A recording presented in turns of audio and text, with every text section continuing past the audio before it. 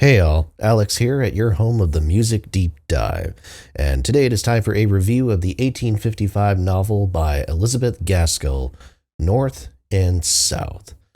Elizabeth Gaskell, English novelist from the mid 19th century, lived for a decent chunk of her life in the town of Manchester, but also had experience traveling to other European countries like Germany, which her time there inspired some of her early short story writing.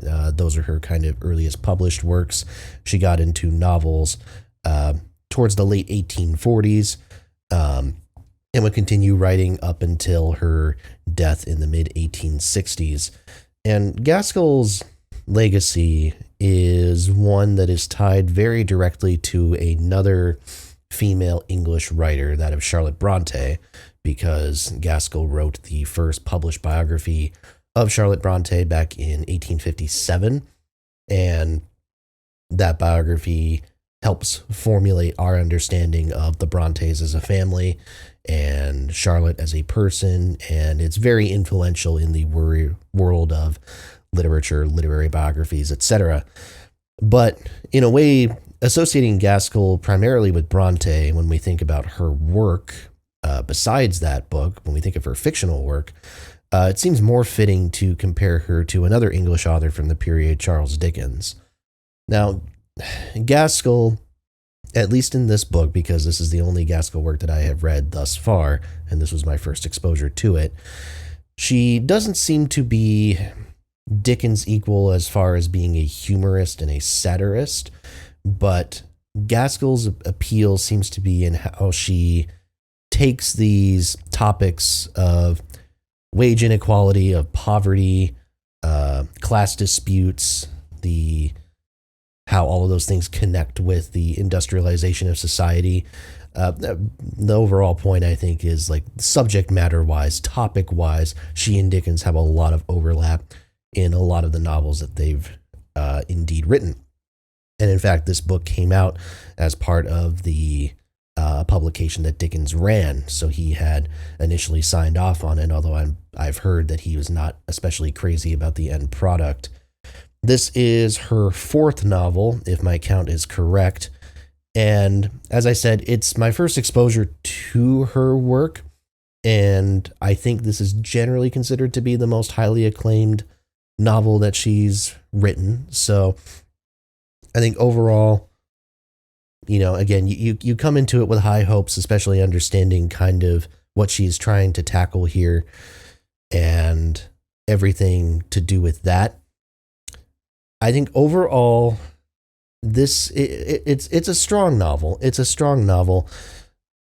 It didn't necessarily grab me as much as other works of the period, whether it's other Dickens works or whether it's even some of the Bronte novels from this period.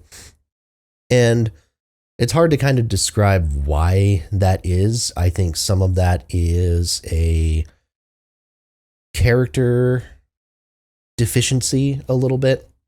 I've seen people refer to this as a Pride and Prejudice light, a Pride and Prejudice for a whole new generation, as far as the overall backstories and the portrayals and the writing of the main characters, Margaret Hale and John Thornton in this case being kind of the equivalents to Elizabeth and Mr. Darcy from Pride and Prejudice.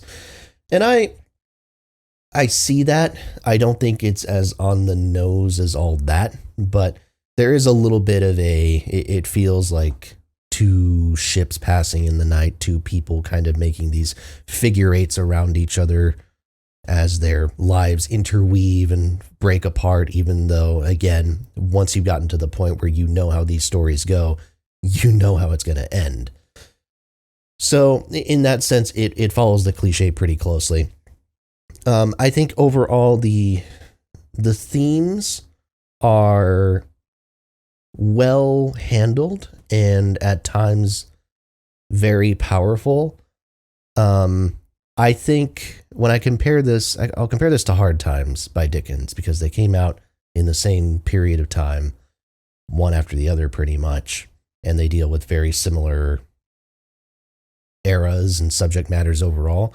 I think North and South succeeds better as far as being an emotionally impactful portrayal of the tensions here and the struggles of those folks who were in poverty.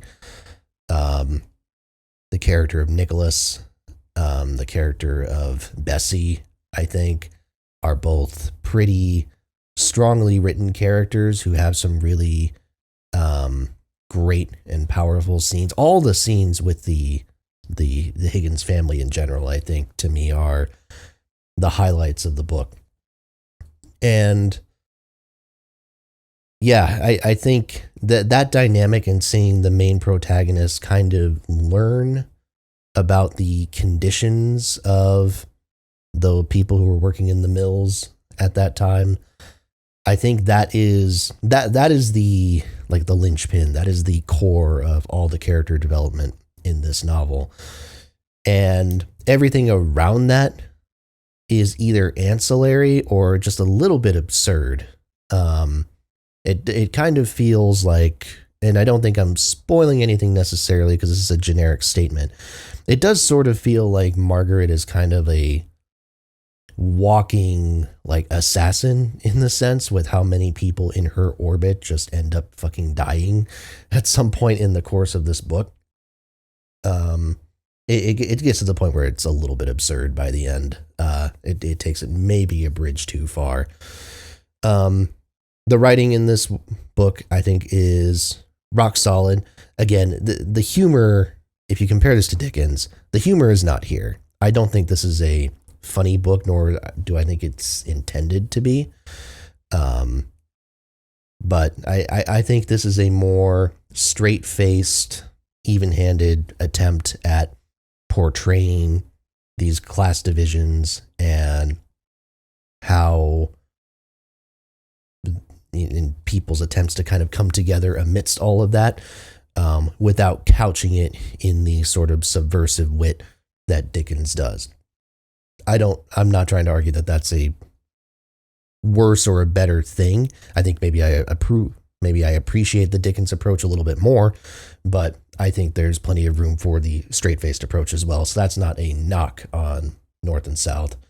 But I think what you get overall is it's a strong core premise, and there is enough character development to where I was able to keep the momentum and go through towards the end of this work. But this was not necessarily the most fully fleshed out as far as a lot of the kind of other plot devices.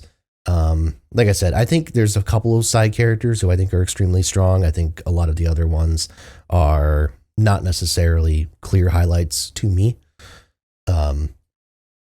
And yeah, there's not a whole lot else to say, I think.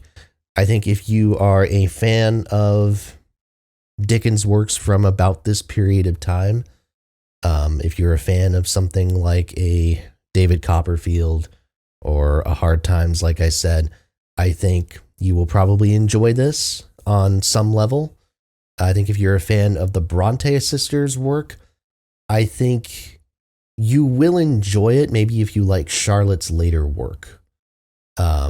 I don't necessarily think that enjoying something like Jane Eyre or Wuthering Heights is going to be the key for liking something like this. This is not as, again, subversive or as dark as either of those books can be.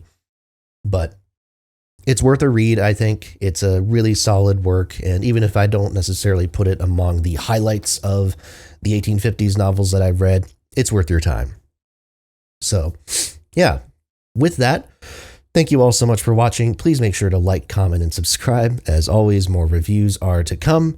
Hit that bell for notifications and tell a friend as well. Thanks so much, and I will see you next time right here at your home of the Music Deep Dive.